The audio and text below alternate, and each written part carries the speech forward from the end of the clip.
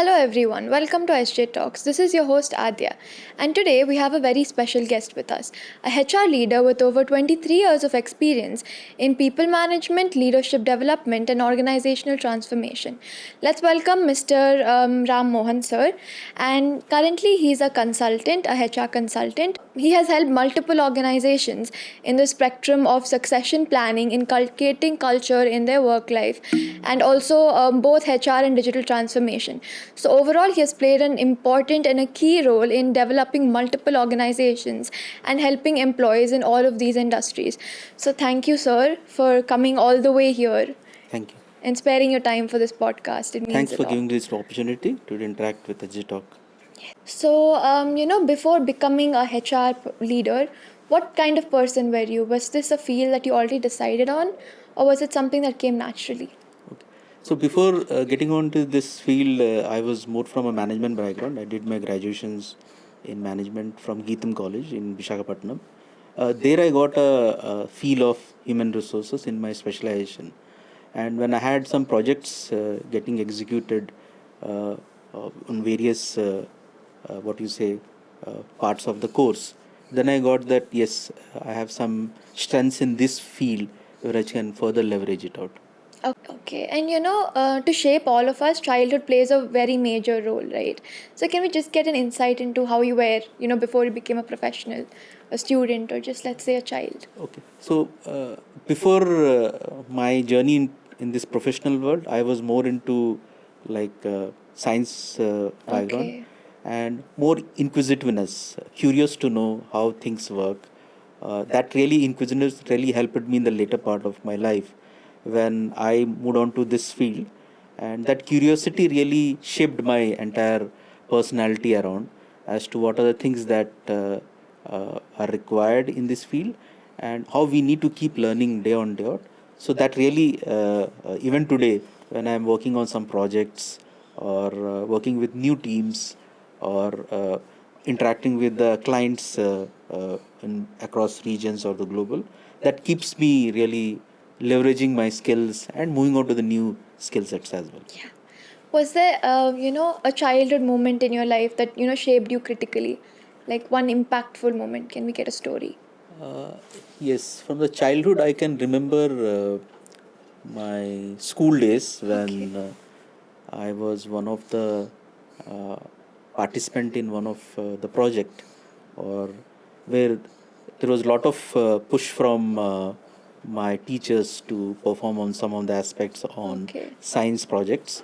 Initially, I was a bit reluctant, but when I really went deep dive into that, then I realized that yes, these are the very key learnings which we need to have, especially in either biology or chemistry, how it is related to your day-to-day things, what you see in and around.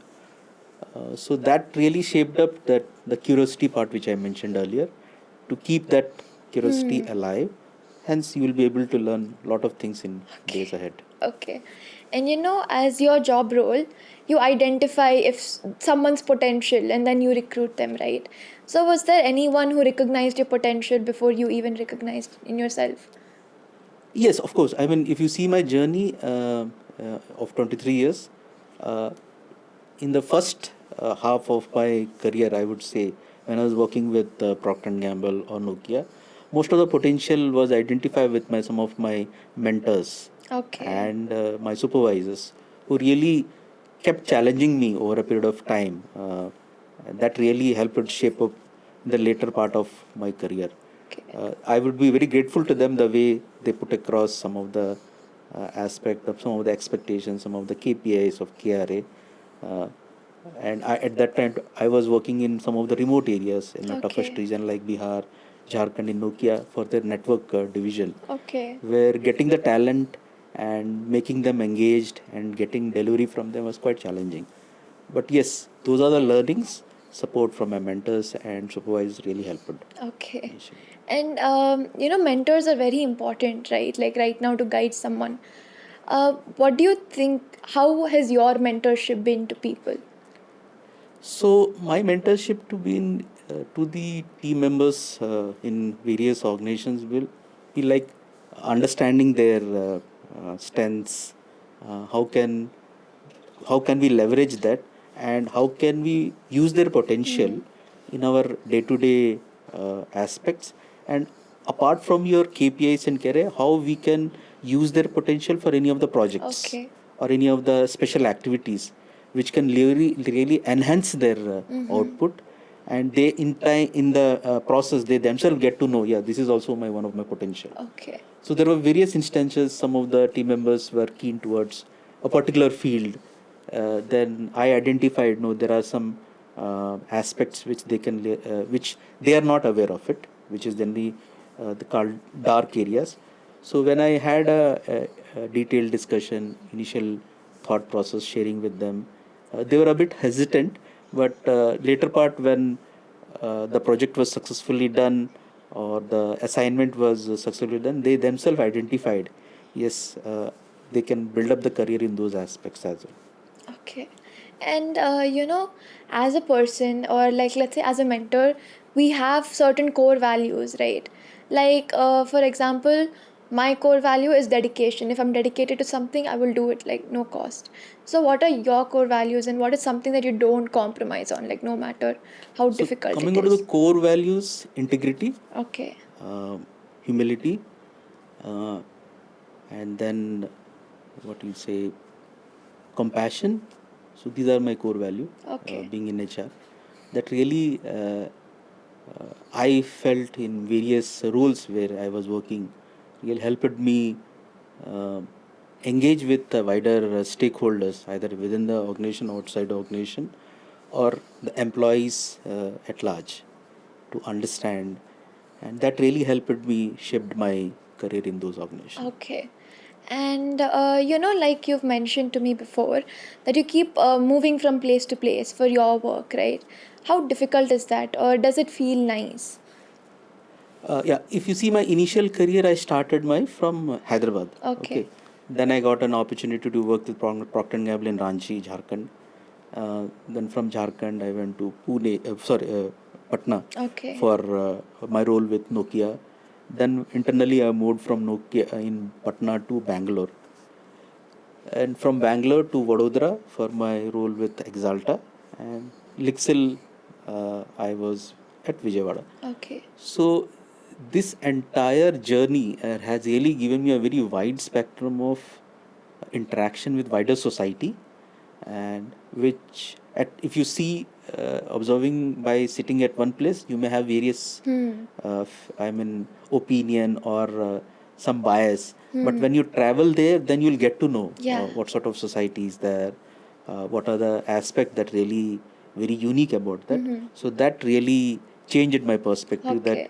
each location in India has its own unique, and that also had a wider human resources Okay. diversity, which we keep talking nowadays. Yeah. That diversity in regions and thought process in initial part of my career really is helping me in this role, Okay. how we carry on with Okay. in career. Okay. Well, that's very nice how you go from places to places, because it broadens your own spectrum of Yes. thought and perspective. What has your favorite place been, like, because you've traveled so many, something close to your heart? So I can't say any one place from the favorite. Each location has its own USP. Like for example, when I was in Bihar and Jharkhand, there I used to see there is a lot of potential in people, their thinking ability, their analytical ability, and the way they used to approach. Because that was a new area for me. Even though I was born and brought up in Jamshedpur, but those were a relatively new area. Okay. But the way they used to approach and be helpful, that was quite unique.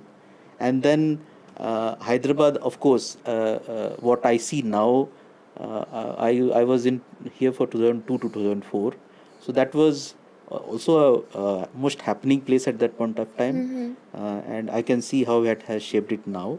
Okay. Very diverse initially. Now it has diverse to a larger extent. Okay. Then in Vadodara, Gujarat has it's very unique altogether, with the kind of infrastructure, quality of life, and very unique, I would say. Okay. And of course, also the stint at Bangalore with actionable being very different, where I got an opportunity to expose my skills to different regions, either Okay, in wow. APAC or Europe or Okay. North America teams. So that was a very interesting role. You have a sales and marketing role, supporting them as an HR, and also you have a global R&D center. Okay. Okay. And but don't you think sometimes it gets too stressful to move from place to place? Did you not face any hardships? Yes, I used to initially think, but I got a very good support from my family. Okay. My spouse, kids were also quite young. So that really was quite well managed by my spouse as far as support system is concerned, from what are the challenges you generally face from traveling to relocating from one place to another. Okay. And because you've gone through so much like journey, what do you think like you changed the most from the starting of your career to now? Did you see any transformation in yourself? Yes, quite a lot change. I would say initially when I started my career, it was more, I used to think from HR subject knowledge, I need to deliver that to the team. That's my work. But over a period of time, when I uh, uh, grew up as a part of various roles, I realized that I need to understand the business, how HR can be made more valuable towards the business, and how creatively or effectively HR can be part of that delivery model what business is running on. These are the wider aspects which really helped me bring up or changes in me as well as my wider team as well in various roles. I can remember some of the roles in the last role which I had with Lixil.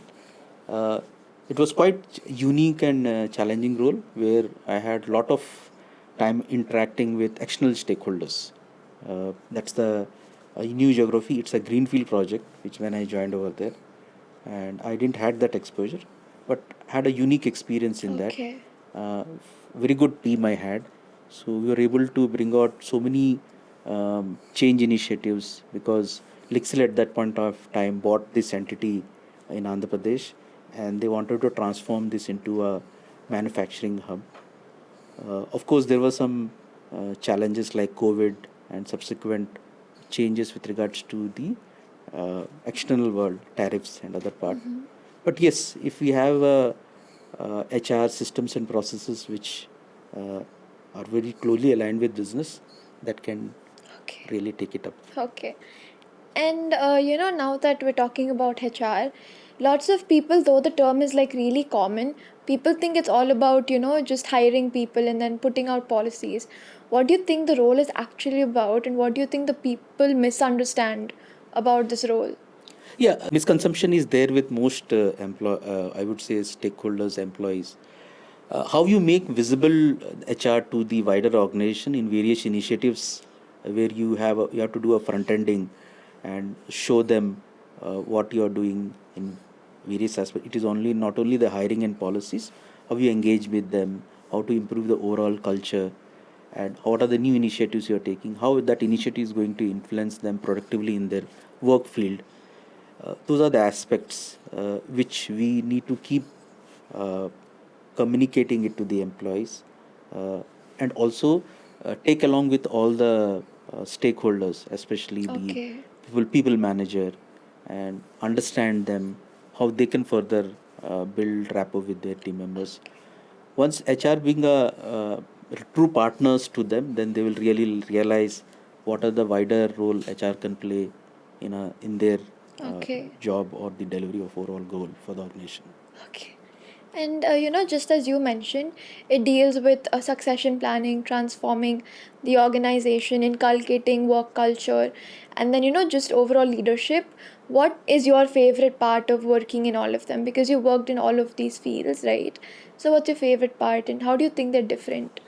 So the one of the unique or the favorite part of my journey with various organizations was working out the leadership pipeline, Okay. working on that key talent. This was there since my Nokia days, where we identified talents for various projects, not only for in India, also how we can further rotate the talent within India, and also exposure to some global projects. And then when I worked for ExxonMobil, then we had this hiring of the new talent from the colleges and as management trainees, and exposing them to set of activities in India and also some of the South projects in Southeast Asian, and showing them the growth path. Okay. Said yes, if you are delivering, then you can be part of a core leadership team, and that really helped shape up some of the individuals' careers in those organizations. Okay. Uh, when there was some restructuring happening based upon the business need, we did not look the talent for outside in the market. We had the talent pipeline built in. But Okay. yes, it involves a lot of structured interventions, thinking process. Investment from the organization in those systems and processes, and also some of the training and development initiative which we need to take care of, especially those key talent, so that they can become a talent pool for the future leadership Okay. positions. Okay. And just as you mentioned, you did a restructuring, organizational transformation, and also mergers, right? So when these happen, an organization changes completely the way it functions, and sometimes it's very difficult for people to adapt to the change after being comfortable, like in a different environment. So during processes like these, how is it actually done, and what are the challenges you face over there? You see, any change it brings a lot of challenges, but of course, it also gives a lot of opportunities for each individuals and the team members. So that's where we need to communicate and engage with the team members continuously. I have seen if you are not clear with your thought process and your communication, or where the organization wants to move, or where the end state out of this transformation, out of this change management, if you are not communicating it properly, that's when the challenge comes out. Okay. But if you're clear with all the three aspects of communication, your end vision, where you want to take it out, and what are the aspect, how it is going to be beneficial to the employee, if three things are clearly communicated, I think most of the challenges handled very effectively. And in the transformation journey of Axonable, or you say Lexil, or that matter for even Nokia, so these are the effective things which we made it very clear by keeping the participants from various other projects, various other teams. So there is a diversity of thought. As at the same time, when we are doing execution, we are taking also the views from various teams. And when we are working on this communication, we are also keeping it open, that yes, there are answers for some questions, but there are some no answers for communication, but we'll get back to you. Okay. So if you are that transparent with the wider audience, then they also really take yes, there are they have some confidence and on trust on us. And also you need to regularly engage with them Okay. in various forums or created opportunities. You have to sometimes go to the shop floor or the team meetings to make them aware that these are the organization idea of where they want to go. Also hear their viewpoint, Okay. and at the appropriate time address those uh, queries or the what you say concerns if there is any. Okay. And if once you have that dialogue, open dialogue on a regular basis, most of the aspects are taken care, I would say. Okay. So I understood that people have different perspectives, and it's important to maintain open communication Right. with them, right? So people strategy plays a very important role when you're like in a leadership position, right? But different people respond differently, as you said. So how important do you think emotional intelligence or empathy is in cases like these?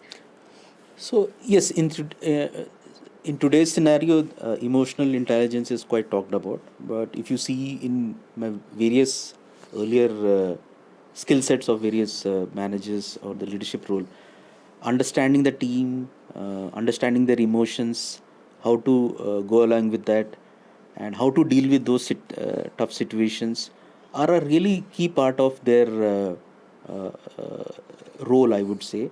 and how it shapes up in the later part when you see what a leader and an effective leader makes it out.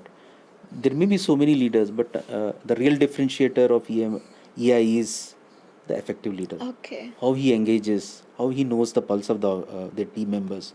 He knows how to counter some of the questions, how they can engage, how can he motivate them. So this is what the differentiation of an effective leader makes Okay. from the EI.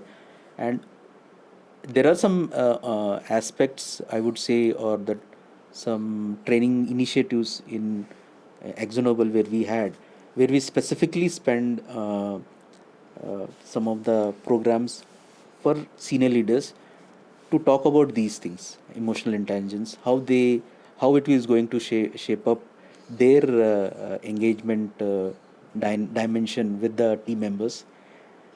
Of late, that has really talked in depth in various articles or forums. And also, Okay. winning part is that in those some organizations play a vital role in employee engagement. Okay. They make it very categorical to some of the leaders that engagement score of their team will be a very vital for their delivery or KPI. So that's when the focus completely shifts or the priority changes for the leaders. Okay. And now that we're talking about leaders and topics like that, leadership succession is also something Right. that you do, right? So how did you initially get into that?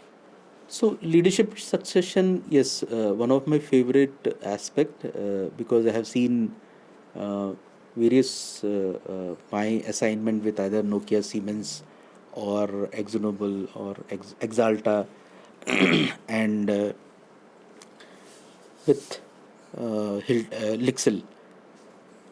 One of the key aspect is whenever I have joined these roles, I have seen there is not much of the talent pool which has been built up.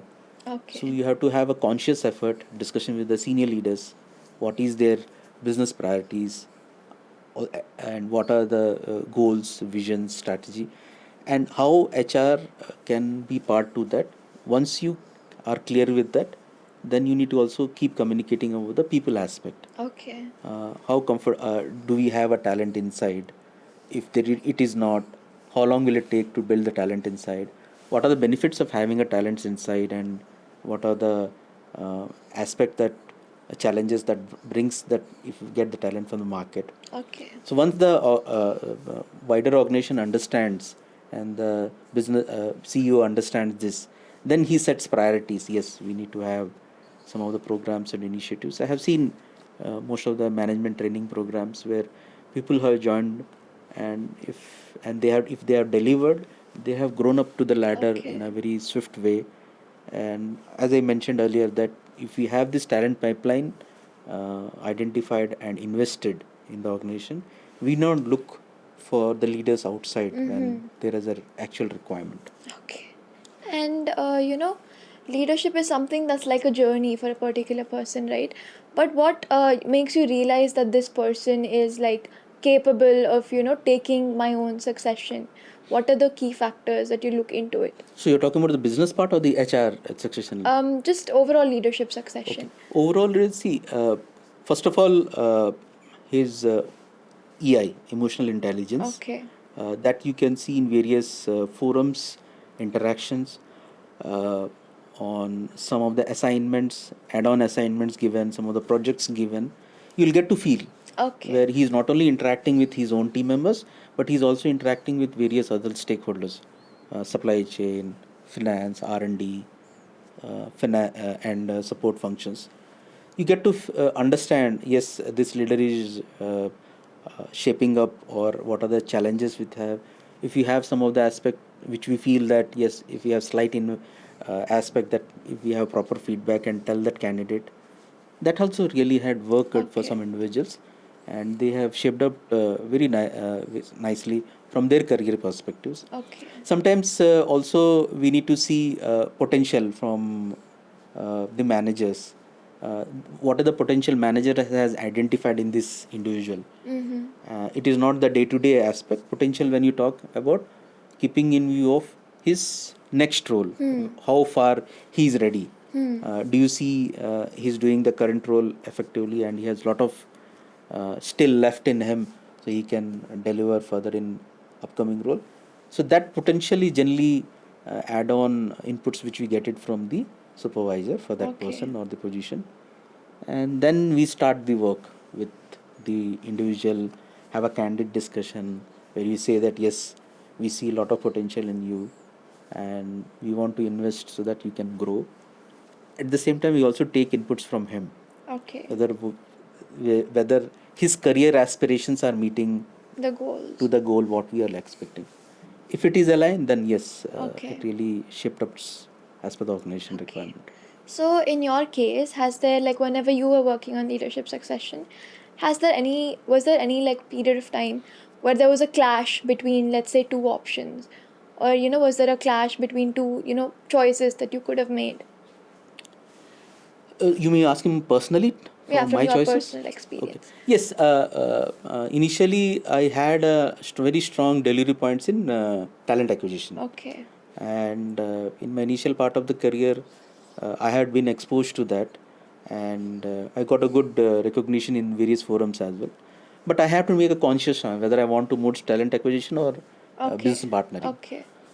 So that was quite a phase of dilemma where I want to move, but I have to make a conscious choice based upon my strengths and how I was able to engage. So, in some of the mentors and well wishers, you can say, or supervisors have given me feedback about my strengths, about business partnering, or engaging with the stakeholders, or taking along the team. So they felt that my strength lies in partnering. So that's when I made a conscious choice towards the HR business partnering. Okay. And for my, like, one of the last question related to succession planning, was there, like, ever a period wherein you found a successive leader, but then at one point you felt like there was no, like, it was not going properly? What do you do in that case? I always had a doubt. Yes. So this really happens in some of the systems. If we see, we have set up, but there is no any review mechanism. Okay. There, when we land up in a saying that yes, initially we thought the candidate having a potential, but later we felt that no. So hence, when we design these programs, we consciously make it a point that we keep various stakeholders. Like if we are working on a program, leadership training program, or the young talent program, we keep have a review mechanism every 6 months, along with the manager, stakeholders, with various managers from other departments. Then we get a feel of that uh, team or the uh, management training employees as to what are the aspects what we are looking, whether the journey is going as per the plan. If it's not going, we need to have a candid discussion, yes, with the candidate. This is what we were expecting, but things are not shaping up, so we need to recalibrate. Okay. So I feel that uh, if you give a sincere feedback to some individuals, or keeping in with proper data, it should not be a subjective feedback. It should be a very objective Collective, feedback yes. with proper data. The candidate really accepts it and moves on. And it should be very professional and not, I would say, it should not be particular to any personality or personal aspects, but it is very subjective towards the work. That really helps in recalibrating the journey of there. And once you recalibrate, of course, they get aligned to the original plan what we had. And I have seen people flourishing very nicely in the senior roles. And in some aspects, it also helps in understanding their own self individual. So, and later when they take the role, they themselves come up to me and say that thanks for the feedback sessions which you have planned over a period of time. That really helped me reflect on me. Okay. So that was quite keen Okay. aspect. And for a lighter question, what has been your favorite, let's say, one career moment that you will always carry with you? It's very tough to say any one career move. Just something that's close to your heart.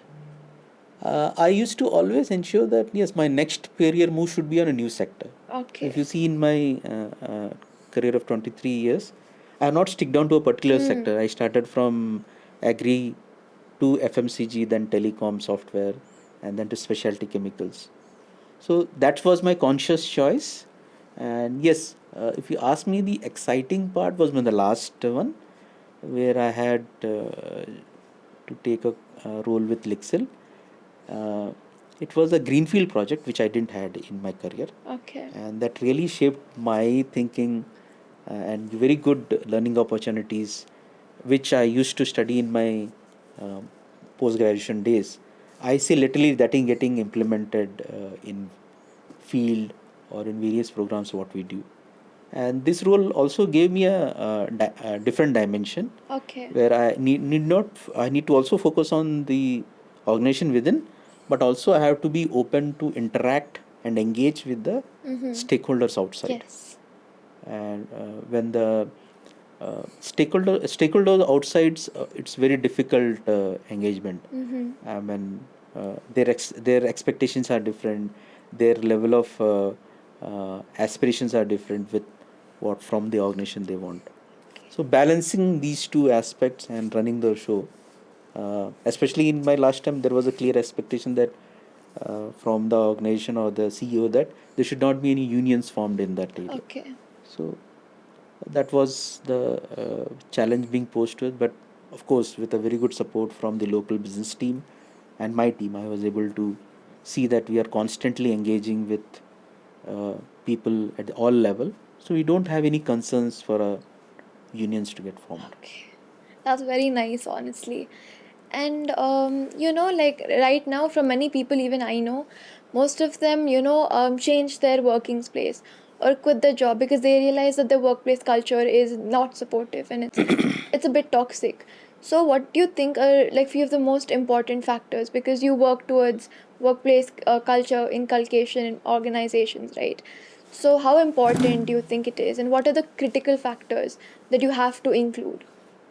See, yes, that has been very sort of talked about in today's world where organization culture. Yes, it's very key aspect wherein it really shapes up some of the team's delivery, some of the team's engagement with the organization.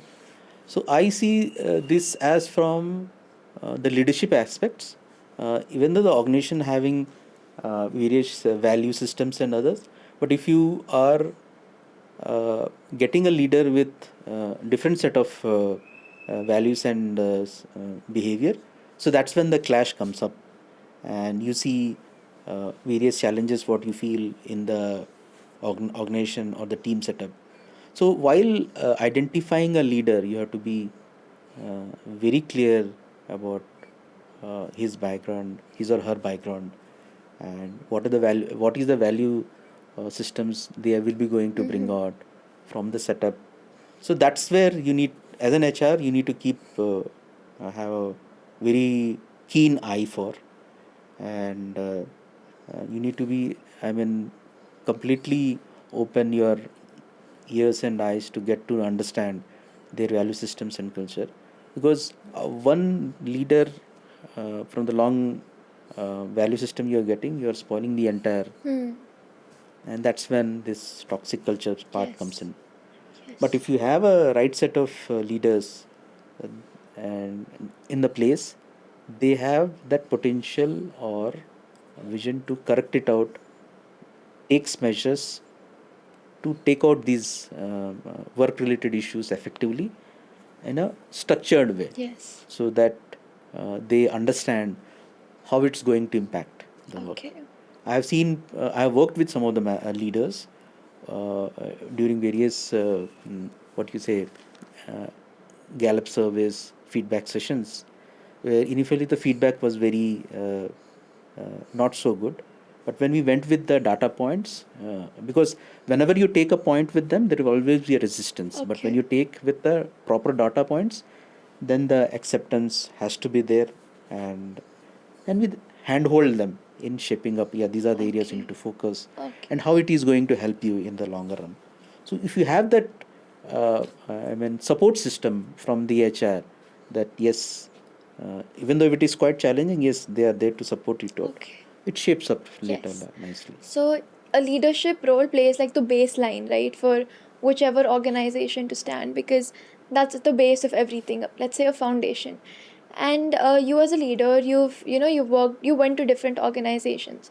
So how do you identify like a workplace culture, like, because every workplace is different? Yes. So initially, when you move into a particular road, you have to be in an observant mode for initial 3 to 6 months. To keep observing, make note, and you should not be in hurry to conclude and communicate, and take the data points. So once you are done with this, uh, and also keep observing what are their how their leaders in that organization are behaving. You take a note, and also in various programs, what you see, what is their communication way towards the employee, if they are communicating, that is being honored or not. So these are the aspects we keep assessing. Okay. And when you get an opportunity, you need to set things and Okay. share with the new CEO, saying these are the aspects I have observed. And like, let's say different workplaces, right? You worked in different workplaces, and something that you've also worked on is manage what you say, manufacturing areas as well as corporate Yeah. areas as a HR, right? So how are those both sectors, different from each other? So yes, that is also a unique opportunity I had, where I had an offshore corporate team as well as manufacturing. See, you need to understand, corporate teams have their own way of working, standard operating processes, their own challenges, tough situations, but uh, they're equally challenging. At the same time, in the manufacturing, it is more, what you say, physical world challenges. Okay, works conditions are quite tough. Okay, Okay. and deliveries are quite. Sometimes the deliveries are not depending on them. Some of the deliveries are also depend on the external stakeholders. Okay. In manufacturing, there is a production we need to deliver. The raw materials has to be on place, which has to come from the outside. Okay. So these are the dynamics which we need to understand, the Okay. manufacturing environment and the corporate Okay. environment. So once Which you understand that, then you'll be able to support them effectively. okay. Which one did you enjoy more personally? I enjoyed both because each has their own challenges. Okay. Sometimes the manufacturing team had quite challenging. At the same time, corporate team has equally challenging, because the way in a constant environment with the limited resources, sometimes they are asked to deliver is quite unique, I would say.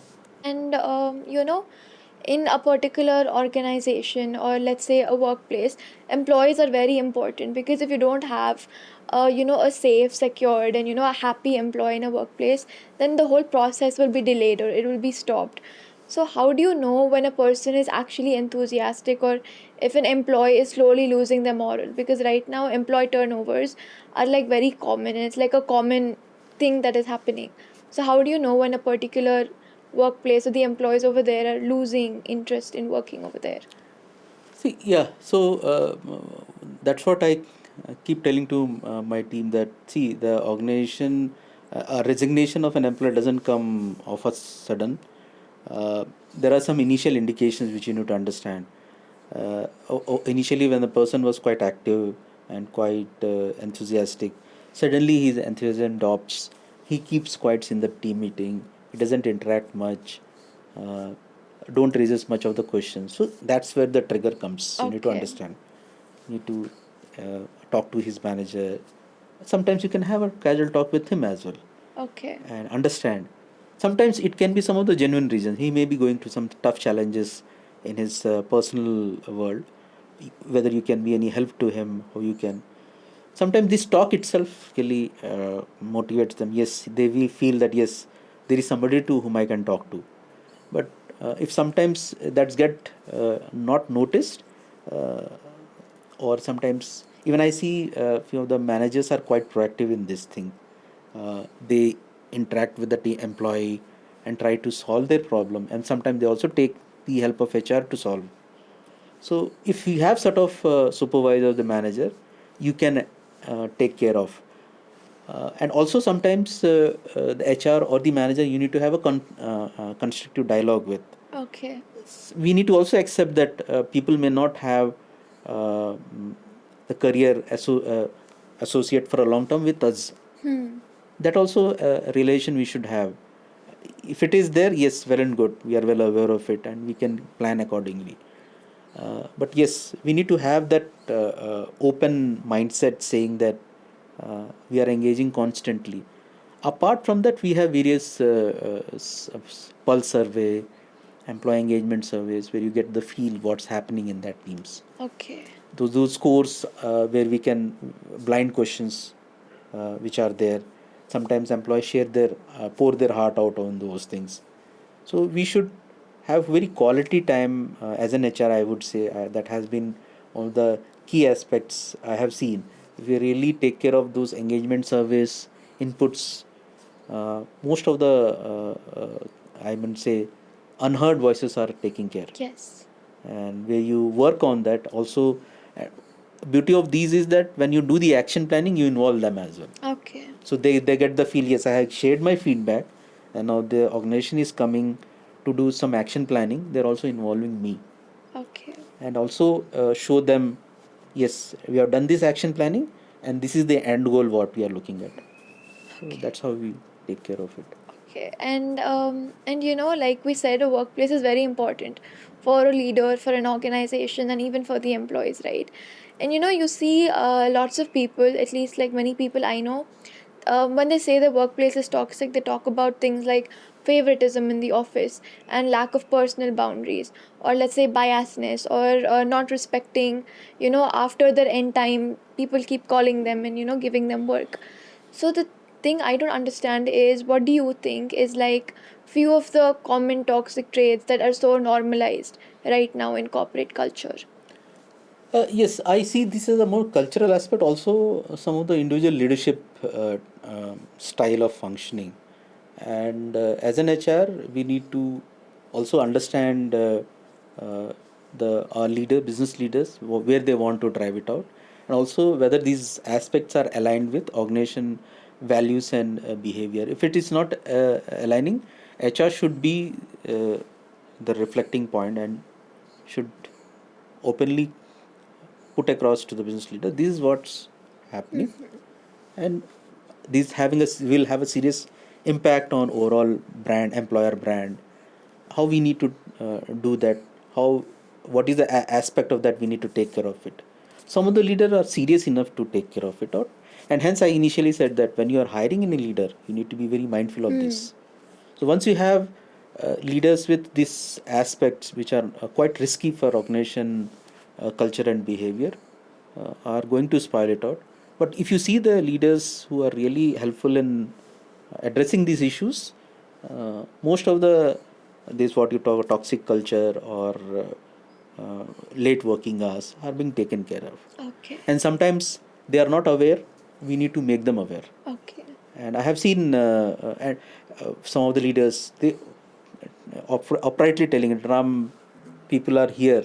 When people are coming here, obviously they're, we need to understand their nature. They're coming here not only to work, they will do something else also. But if you are very clear with our aspects, we are clear with our vision, clear with our organization value systems, and keep communicating that over a period of time, they will pay a lot less tendency in spoiling it out. If there are some cases, then we need to categorically come up with a feedback mechanism to Okay. those, irrespective of the level, Okay. so that it is getting addressed. Yeah. And as a final set of question, I would want to know, what legacy do you plan to leave behind, and what are your future plans? Legacy would be quite broad word, I would say. Yes, I would like to see that whichever team I'm working with, my team goes along with me. It's not Okay. I only grow it up.